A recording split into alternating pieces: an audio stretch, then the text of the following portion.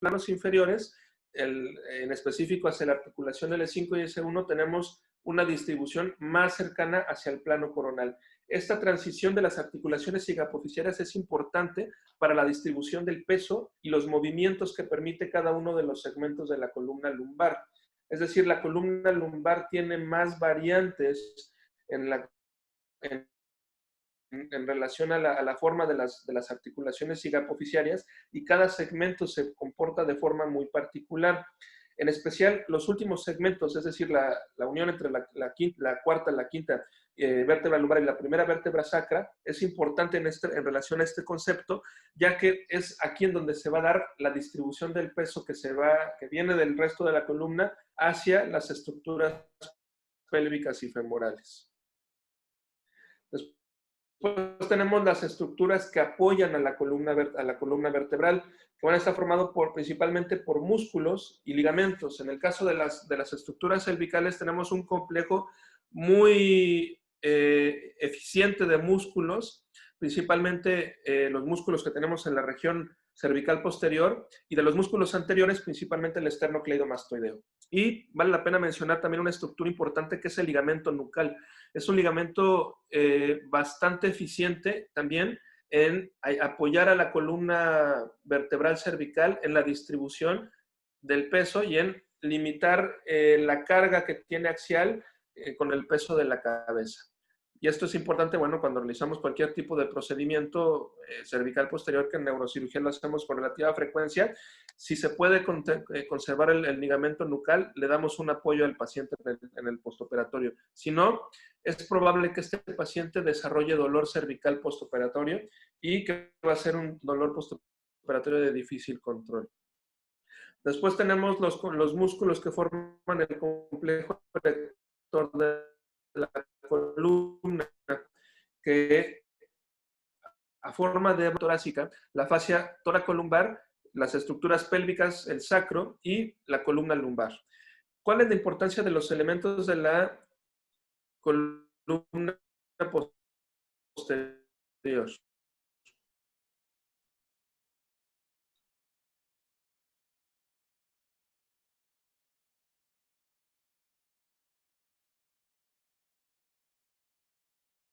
Bueno, en las estructuras pélvico-femorales que ya las mencionamos.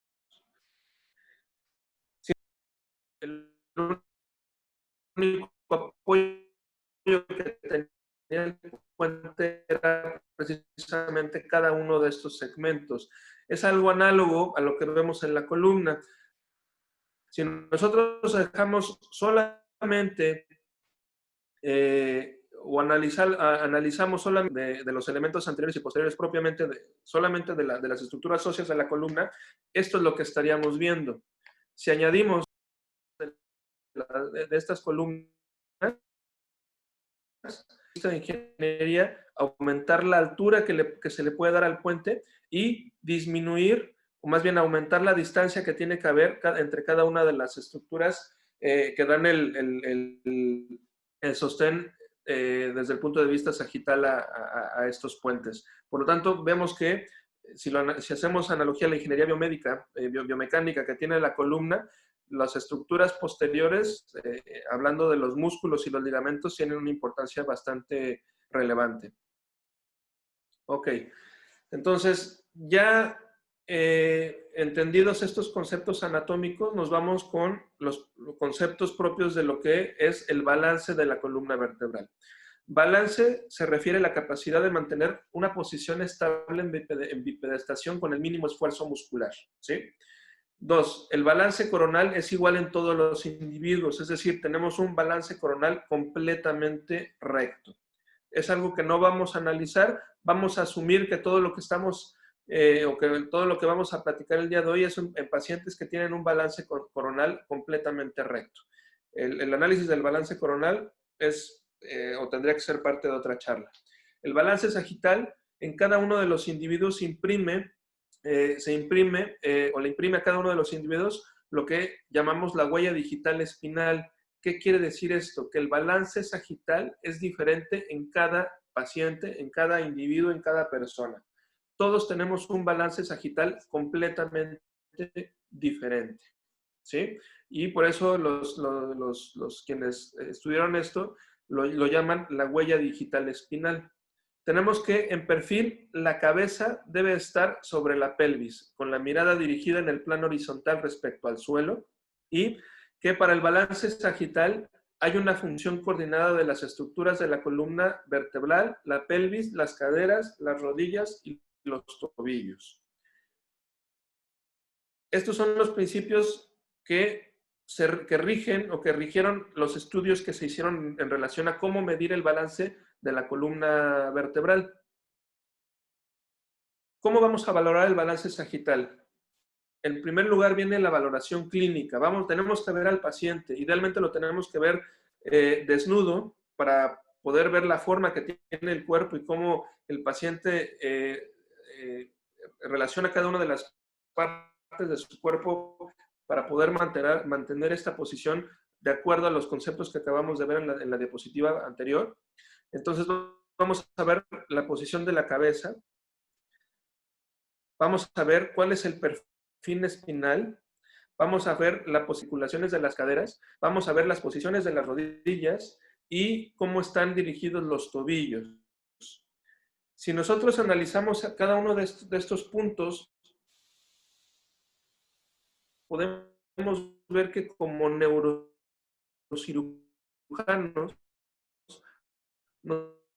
nosotros solo podemos evaluar de acuerdo a nuestros conocimientos básicos que adquirimos durante la con ya también los médicos que se dedican a rehabilitación tienen muy presentes estos conceptos, por lo tanto, debemos hacer una valoración integral apoyado con otros servicios. De esta forma, nosotros vamos a encontrarnos con un paciente en uno de tres contextos. Vamos a encontrarnos con un paciente que tiene un balance sagital conservado y que no está utilizando ningún mecanismo compensatorio para mantener el balance sagital. En segundo lugar, nos podemos encontrar con un paciente que tiene un desbalance sagital, pero que lo está compensando con mecanismos que vamos a ir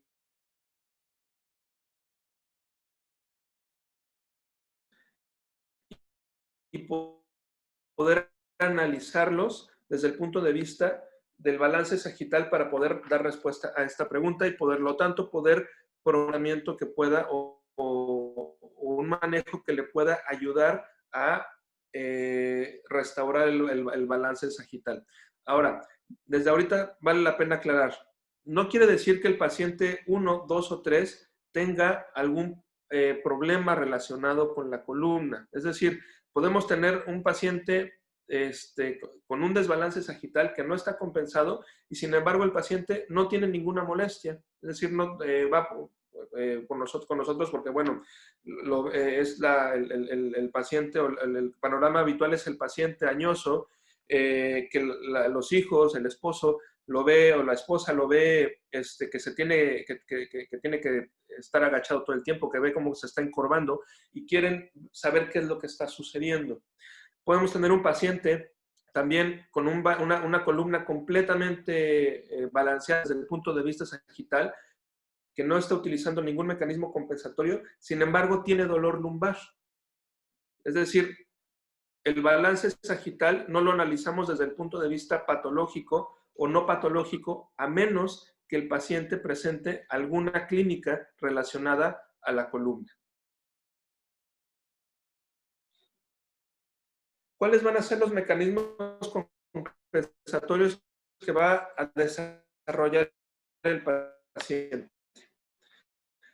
Puede hacer hipogifosis, puede hacer hiperlordosis, puede extender las caderas o puede flexionar la caudal, es decir, hipogifosis. Si a pesar de esto no se logra una compensación adecuada del balance sagital, el siguiente paso que va a dar el paciente es hiperlordosis.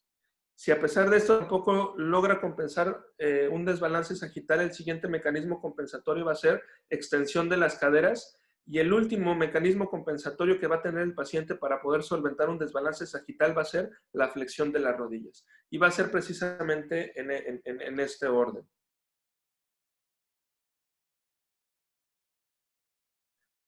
Ahora, ¿cómo vamos a valorar el balance sagital desde el punto de vista radiológico? ¿Por qué? Porque hay decenas de índices para poder valorar el balance sagital. Cada día sale para poder analizar el balance sagital y es muy fácil confundirse. Sin embargo, voy a mencionar yo, y esta charla está hecha solamente para evaluar aquellos índices del balance sagital que han sido estudiados, que están, en los cuales hay un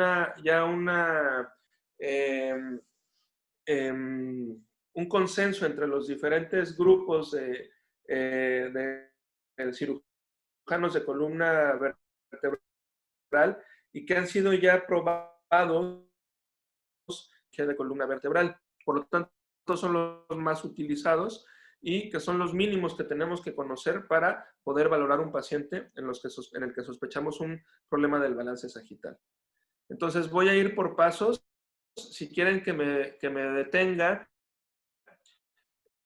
o que regrese alguno de estos pasos, me lo van diciendo, por favor. Lo primero que vamos a hacer es cabezas femorales. La gran mayoría de las veces, las radiografías que recibimos en el consultorio, o no se ven las dos cabezas femorales o se ven las dos desalineadas, es decir, vemos dos cabezas femorales, no las vemos desde el punto de vista sagital como si fueran una imagen sobrepuesta una sobre otra, sino vemos que el paciente está un poco ladeado en la imagen y por lo tanto vemos dos cabezas femorales. Bueno, a pesar de esto podemos hacer el análisis de esto. ¿Cómo lo vamos a hacer? Vamos a ubicar las dos cabezas femorales y vamos a ubicar el centro de cada una de estas cabezas femorales. Una vez ubicado el centro, vamos a ubicar el punto intermedio entre el centro de las dos cabezas femorales. Ese va a ser nuestro primer punto de referencia. El segundo punto de referencia va a ser ubicar los platillos superiores del sacro y el platillo superior de L1 y L4. Una vez ubicados estos, vamos a ubicar también el punto central del platillo superior del sacro, ¿sí? Vamos a trazar líneas que van a ser paralelas al platillo superior del sacro, al platillo superior de L1, perdón, y al platillo superior de L4. Después vamos a trazar una línea vertical sobre el punto central de las cabezas femorales y una línea horizontal que va a pasar sobre el ángulo anterior del sacro.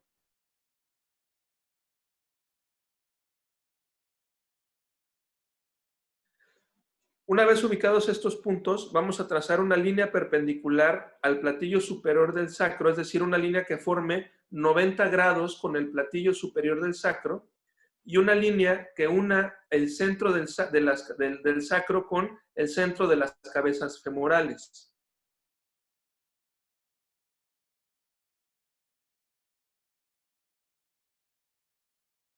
Ya hechas estas o trazadas estas líneas, vamos a poder identificar todos los ángulos que vamos a necesitar identificar en el análisis de una placa lateral lumbar. Vamos a encontrar primero el ángulo de Cobb entre L1 y S1, al cual vamos a llamar como lordosis lumbar completa.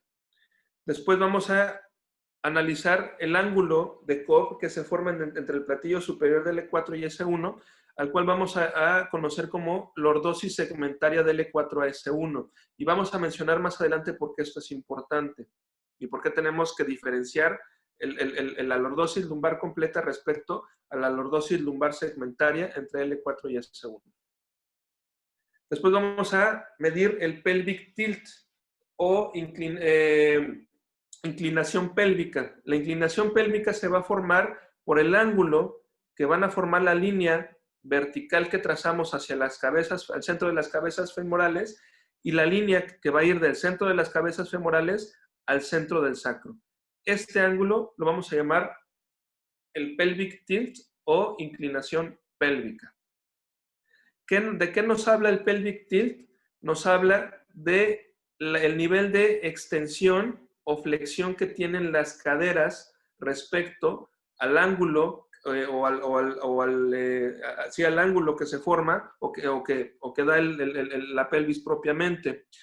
Nosotros podemos encontrar dos tipos de movimientos de la cadera y de la pelvis respecto al pelvic tilt o inclinación pélvica.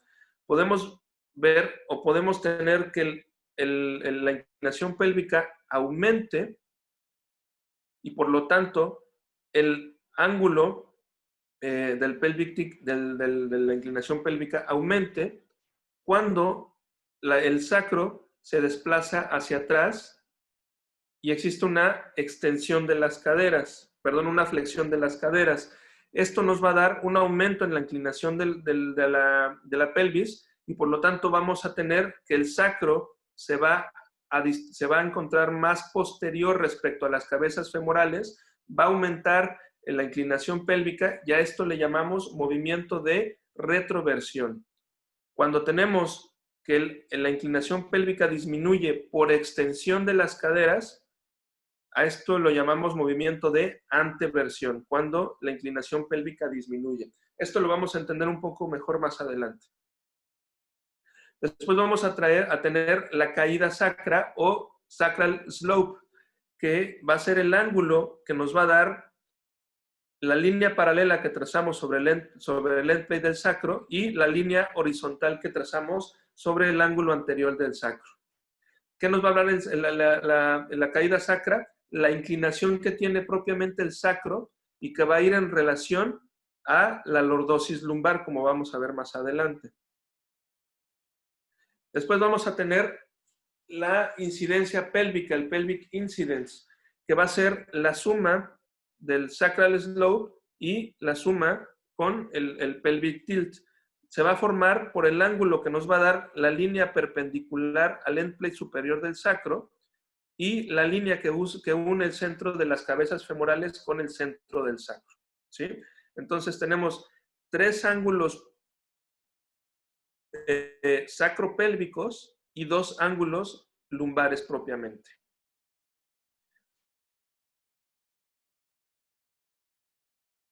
¿Cómo vamos a analizar cada uno de estos parámetros?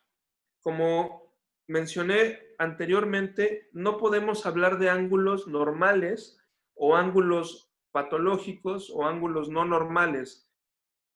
De lo que hablamos cuando hablamos del balance sagital es de ángulos ideales. El ángulo ideal quiere decir que el ángulo que mejor se relaciona a una columna o un balance sagital más ergonómico y con menor posibilidad de desarrollar patología, ¿sí? Sin embargo, como ya mencioné al principio de la plática, no existen los ángulos normales, sino cada uno de nosotros tenemos una forma de la pelvis, una forma de la columna lumbar, una forma del balance sagital, y si esta forma se acerca más a los ángulos ideales que se han encontrado de acuerdo a estudios que se han hecho en población abierta, en diferentes poblaciones, pues es menor la posibilidad de que desarrollamos patología. Eso es en el contexto de un paciente asintomático.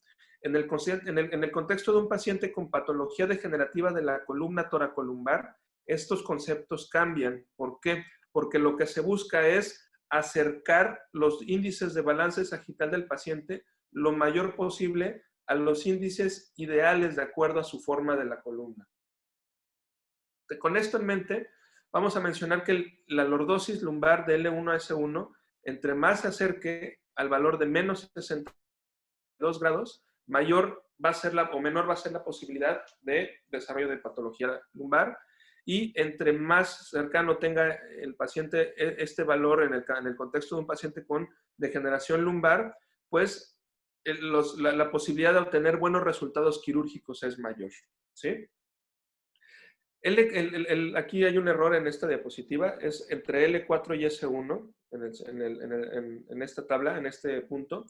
El ángulo que se pone, que tenemos entre L4 y S1, debe abarcar 2/3 partes de toda la lordosis lumbar. El ápex de la curva idealmente debe estar hacia L4, es decir, el punto más alto de la convexidad de la lordosis lumbar debe estar en el centro del cuerpo de L4, y estos valores consisten en valores posicionales, es decir, cambian dependiendo de la posición del paciente. Si el paciente está en extensión, si el paciente está en flexión, si el paciente está sentado, si el paciente está parado. Estos valores que menciono ahora son con el paciente en bipedestación en una posición completamente neutra. Después vamos a tener a los valores sacropélvicos. El pelvic tilt, entre menor sea, va a ser mejor. Y vamos a mencionar ahora por qué. El pelvic tilt idealmente debe tener un valor menor a 20 grados. El sacral slope, un valor y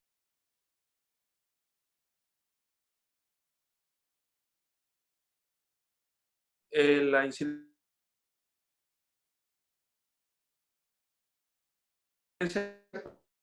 pélvica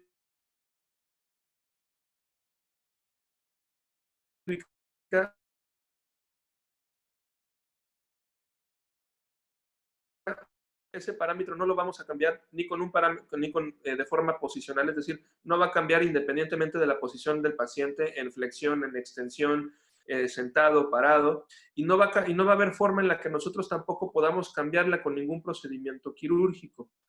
Lo que sí cambia es la inclinación pélvica y la inclinación sacra. Si uno aumenta, por la fórmula que estamos mencionando ahora, el otro va a disminuir. Otro punto importante a considerar en esta relación es que la inclinación sacra, el sacral slope, va a estar directamente relacionado con la lordosis lumbar. A mayor inclinación sacra, mayor lordosis lumbar. Y a menor inclinación sacra, menor va a ser la lordosis lumbar. Son parámetros que van de la mano.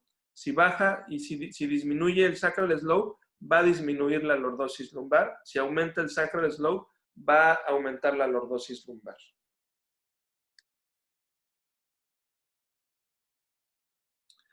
Ahora, ya con estos conceptos en mente, vamos a hablar de cómo estas relaciones entre cada uno de estos ángulos se ven modificados dependiendo de la forma que tiene la columna.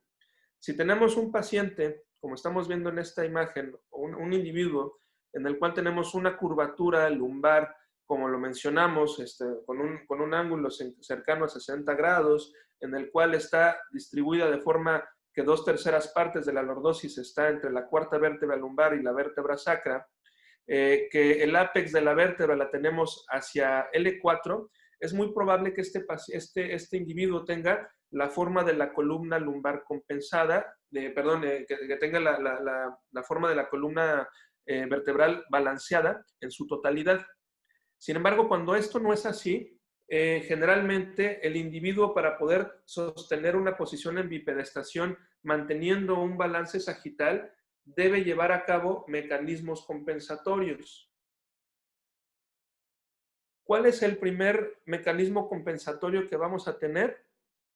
La pelvic tilt, la inclinación pélvica. Cuando nosotros tenemos una disminución de la lordosis lumbar, ya sea como una variante anatómica del individuo o como parte de un proceso patológico, nosotros vamos a tener como mecanismo compensatorio un aumento de la inclinación lumbar. como lo habíamos mencionado, el aumento de la inclinación pélvica lo vamos a llamar retroversión pélvica, ¿sí? Entonces, ¿cuáles son los mecanismos que generalmente se desarrollan en un paciente con patología degenerativa de la columna lumbar? El primer mecanismo que todos conocemos es la degeneración del disco. Este proceso degenerativo del disco por diferentes factores genéticos, de uso de la columna, el peso del paciente, tabaquismo, alimentación, etcétera, todo lo que le decimos al paciente en el consultorio y todo lo que conocemos que influye en el proceso degenerativo del disco, va a llevar a que el disco disminuya su altura. Si el disco disminuye su altura, eso en términos globales hace que la lordosis lumbar disminuya. Cuando la lordosis lumbar disminuye, el paciente, como mecanismo compensatorio, lleva a cabo un aumento de la inclinación pélvica. ¿Y qué es lo que dijimos que pasa cuando aumenta la inclinación pélvica? Disminuye la inclinación sacra. Y si disminuye la inclinación sacra, ¿qué pasa también? Disminuye la lordosis lumbar. Entonces aquí puede establecerse un círculo vicioso que perpetúa el proceso degenerativo de la columna lumbar.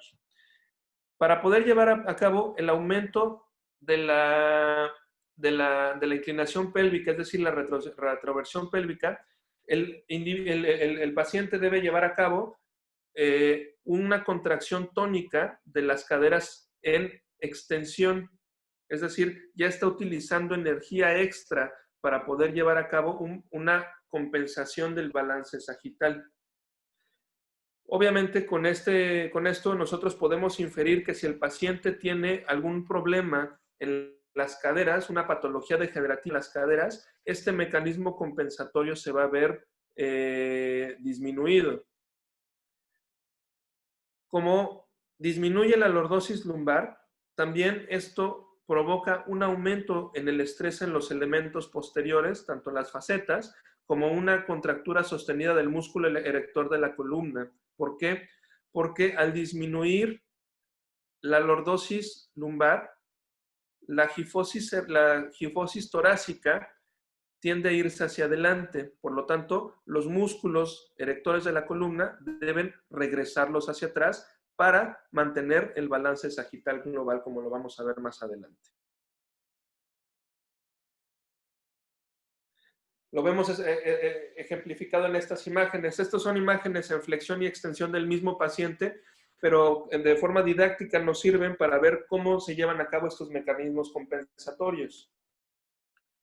Tenemos un paciente con una lordosis lumbar de un valor X, y esto nos da o va en relación a un valor de una incidencia pélvica que, como mencionamos anteriormente, es un valor que es constante. Este valor no va a cambiar independientemente de la posición del paciente, y va a estar en relación a un valor de inclinación pélvica y a un valor de inclinación sacra.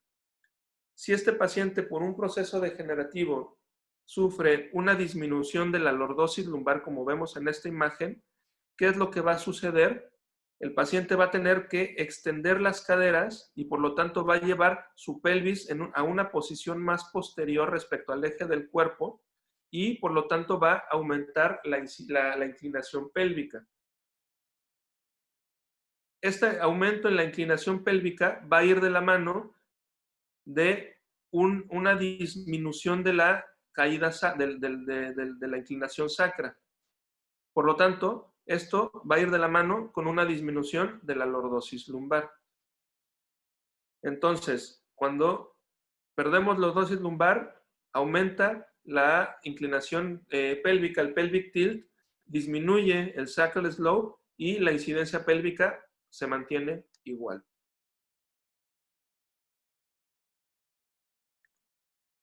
Ahora, ya habiendo entendido un poco estos conceptos lumbopélvicos, sacropélvicos y lumbosacros, nosotros podemos entender cómo las diferentes morfologías de la columna lumbar y de su relación con la pelvis van en relación a diferentes valores de cada uno de estos ángulos. Repito, no estamos hablando de conceptos normal o anormal, patológico o no patológico, sino de variantes en las cuales vamos a poder clasificar a cada uno de los pacientes o individuos que estudiemos. Vamos a tener nosotros 6 variantes de la forma de la unión sacropélvica y de la forma de la columna lumbar, dependiendo de la incidencia pélvica. Con esto vamos a tener que, por ejemplo, en el tipo 3, que es el tipo, digamos, el más cercano a un tipo fisiológico, el paciente va a tener, o bueno, no fisiológico, perdón, a una forma más ideal de la columna lumbar y de la forma de la pelvis y el sacro. Vamos a tener un individuo con una incidencia pélvica entre 48 y 57 grados, que va a ir en relación de forma ideal con una pelvic tilt de 12 grados y una lordosis lumbar que va a ser resultado de la suma de la incidencia pélvica más 9 grados. ¿Qué quiere decir esto? Que si nosotros tenemos un paciente con una incidencia pélvica entre estos valores, pero que tiene una lordosis lumbar con un valor menor respecto al que encontraríamos de forma ideal dependiendo de este valor y con una inclinación pélvica con un valor mayor, quiere decir que este paciente tiene un desbalance sagital, pero lo está compensando con el pelvic tilt y la lordosis lumbar. Esto lo vamos a ir también explicando poco a poco. Ya habiendo entendido todos estos conceptos, vamos a mencionar estos puntos que son clave para poder entender e interpretar bien estos valores sacropélvicos y lumbares. Un paciente con una incidencia pélvica baja tiene una capacidad baja de compensar con el pelvic tilt. Es decir, entre menor incidencia pélvica tenga el paciente, en el contexto de un desbalance sagital, va a tener menos capacidad de compensar y por lo tanto va a presentar sintomatología de forma más temprana. Un paciente, la pelvic tilt, la inclinación pélvica, no puede ser mayor a la incidencia pélvica por estas relaciones trigonométricas que mencionábamos anteriormente. Cuando la incidencia pélvica se acerca a 50 grados, la inclinación pélvica no puede ser mayor a 50 grados. Si a mayor incidencia pélvica, vamos a tener mayor inclinación sacra. A mayor inclinación sacra, por lo tanto, vamos a tener mayor lordosis lumbar. La lordosis lumbar ideal, independientemente de la tabla que vimos anteriormente, para que nosotros, cuando hacemos una valoración inicial, tengamos una idea inicial más o menos acertada, va a ser el valor de la incidencia pélvica más 10 grados. A mayor inclinación pélvica, es decir, a mayor pelvic tilt, el paciente requiere mayor energía para contracción muscular y por lo tanto para mantener un balance sagital adecuado. Con esto, ¿qué podemos inferir de acuerdo a lo que vemos en nuestra práctica diaria? Si el paciente que estamos valorando, que todavía no tenemos nosotros ninguna imagen, estamos haciendo una valoración inicial solamente clínica y apenas vamos a empezar este protocolo de estudio y el paciente nos dice que se cansa muy rápido de estar parado, que empieza con dolor lumbar después de dar cierta distancia, de caminar cierta distancia o después de estar cierto tiempo parado, nosotros ya podemos en ese momento inferir que ese paciente tiene un desbalance sagital y que seguramente lo está compensando con contracción muscular para poder aumentar la inclinación pélvica como parte de los mecanismos compensatorios. Ahora, ¿qué grado de desbalance sagital va a tener? Bueno, eso lo vamos a poder analizar con los estudios radiológicos que acabamos de mencionar. Ahora nos vamos al siguiente paso. Si nosotros en nuestra valoración inicial vimos que el paciente tiene un desbalance sagital compensado o no compensado, estamos obligados a hacer una valoración del balance sagital global. Y el balance sagital global solamente lo vamos a poder estudiar con un perfil sagital de la columna completo, en el cual debemos abarcar desde el cráneo hasta el tercio superior de los fémur. ¿Y qué vamos a medir? Para hacer las mediciones en el balance sagital global, los pasos que yo sugiero van a ser los siguientes. El primero es ubicar el centro de las cabezas femorales, que lo tenemos aquí en rojo. Vamos a ubicar el ángulo posterior del sacro, que es el punto azul inferior, y el centro del cuerpo vertebral de C7, que es este punto azul superior. Vamos a trazar 3 líneas verticales. Una que va a pasar por el ángulo posterior del sacro, otra que va a pasar por el centro de C7, a la cual vamos a llamar línea de caída de C7 o plumb line de C7, y otra que va a pasar sobre el centro de las cabezas femorales. Después vamos a, con base en estas líneas, vamos a medir lo siguiente. Vamos a trazar una línea horizontal que va a pasar sobre el ángulo posterior de C1, que es esta línea que vemos aquí, y otra línea que va a pasar paralela a la superficie superior del sacro. Con estas dos líneas nosotros vamos a poder medir 2 ángulos. El ángulo que vamos a conocer como el ángulo sagital vertical de C7, que va a ser el ángulo que se va a formar entre el plumb line de C7 y la línea que vamos a trazar de forma superior, paralela a la cara superior o a la superficie superior del sacro. Vamos a poder trazar también el cervical sagittal tilt, que va a ser el ángulo que se va a formar igualmente entre el centro del cuerpo de C7 y la línea de caída de C7 y la línea sagital axial horizontal que va, perdón, la línea horizontal que va a pasar respecto al ángulo posterior del sacro, que es este ángulo que vemos aquí. Vamos a trazar también una línea que va a pasar desde el borde posterior del sacro, en esta línea que trazamos, hasta la línea vertical que va a pasar por el centro de las cabezas femorales. La unión o la distancia que vamos a encontrar entre estas dos líneas va a ser la distancia sacrofemoral.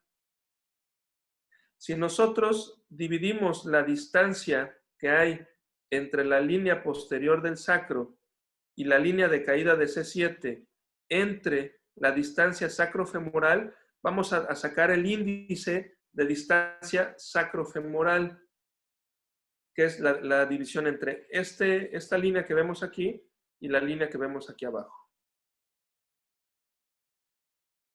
Por lo tanto, nosotros vamos a tener 4 parámetros para valorar el balance sagital global. El cervical sagittal tilt, que debe ser mayor a 90 grados. El eje sagital vertical de C7, que debe ser mayor a 135 grados. La distancia que va a haber entre el centro de C7 y el ángulo posterior del sacro, al cual vamos a llamar el eje sagital vertical, y que debe ser menos de 5 centímetros, es decir, la caída de la distancia entre C7 y el ángulo posterior del sacro debe ser menos de 5 centímetros. Entre más se acerque el centro de C7 a la línea vertical del ángulo posterior del sacro, mejor balance sagital va a tener el paciente. Y obviamente, entre más se aleje y se haga hacia adelante, menor balance sagital va a tener este paciente.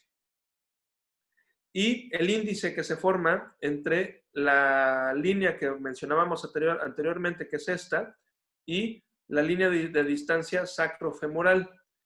Esto debe tener un índice, el índice que se forma entre la división entre estas dos líneas debe ser menor a 0.5.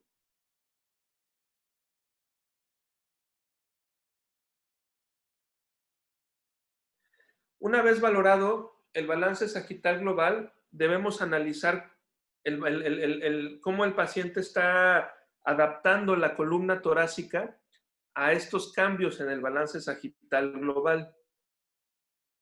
El primer índice que vamos a estudiar es de la gifosis torácica. Esta debe ser más o menos de 45 grados y la vamos a medir entre el ángulo que se forma entre la línea que pasa paralela a la cara superior de T1 y la línea que pasa paralela a la cara inferior de T12. Después vamos a tener el ángulo que nos va a formar la unión lumbotorácica. Esta línea la vamos a formar entre la línea paralela que va a pasar sobre la cara superior de T10 y la cara inferior de L2. Se supone que en este punto, en una columna ideal, digamos, vamos a tener el punto de transición entre la lordosis lumbar y la gifosis torácica. Sin embargo, en pacientes en los cuales tenemos algunas variantes que vamos a mencionar más adelante, este punto o ángulo de transición se puede desplazar hacia arriba o hacia abajo dependiendo de la forma de la columna del individuo. ¿Qué es esta? Con estos ángulos y estos índices que acabamos de mencionar, se desarrolló esta clasificación, la desarrolló el doctor Pierre Dussoli. Él clasifica la forma de la columna o las variantes de la forma de la columna desde el punto de vista anatómico en 4 variantes o 4 tipos.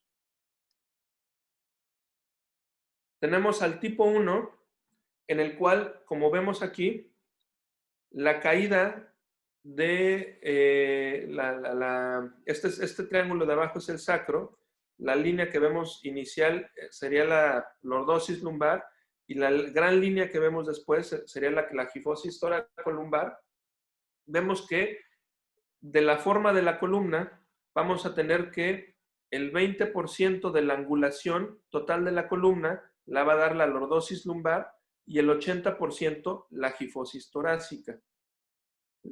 La línea de caída de C7 va a estar por detrás de la lordosis lumbar. Vamos a tener que el paciente o el individuo va a tener una caída sacra de menos de 35 grados. El ápex de la curva lumbar va a estar más o menos a nivel de L5. Vamos a tener una lordosis relativamente plana, una gifosis torácica bastante pronunciada, una incidencia pélvica baja, y esto nos va a dar una mayor presión sobre los elementos posteriores. ¿Por qué? Porque el peso del cuerpo está recayendo por atrás de la lordosis lumbar y eso va a dar presión sobre los elementos posteriores. Estos individuos tienen riesgo de espondilolistesis baja y riesgo de retrolistesis alta. Después tenemos el tipo 2, en el cual el 40% de las curvas va a estar en la lordosis lumbar y el 60% en la gifosis torácica. Este es el paciente que más frecuentemente vamos a encontrar en el contexto de la práctica diaria. Y es importante analizarlo. ¿Por qué? Son pacientes que van a tener una caída, una inclinación sacra de menos de 35 grados. Es decir, una inclinación sacra baja. Un apex más o menos a nivel del E4. Una inflexión de la lordosis a gifosis lumbar entre L1 y L2, una lordosis bastante plana, una gifosis torácica compensatoria plana, una incidencia pélvica baja, y estos pacientes tienen riesgo de desarrollo de hernias discales tempranas por sobrecarga de la columna lumbar baja. ¿Por qué? Porque la plumb line de C7 generalmente cae a nivel justo en donde tenemos la unión entre L5 y la parte anterior del sacro. Por lo tanto... Oye, Jesús. Sí, sí. Perdón, se va a pausar la plática y hay que volver a entrar a la misma sala. Está a punto de pausarse. Ok. Entonces continúa y cuando se pause nos volvemos a meter a la misma sala. Ya. ¿Sí? Adelante.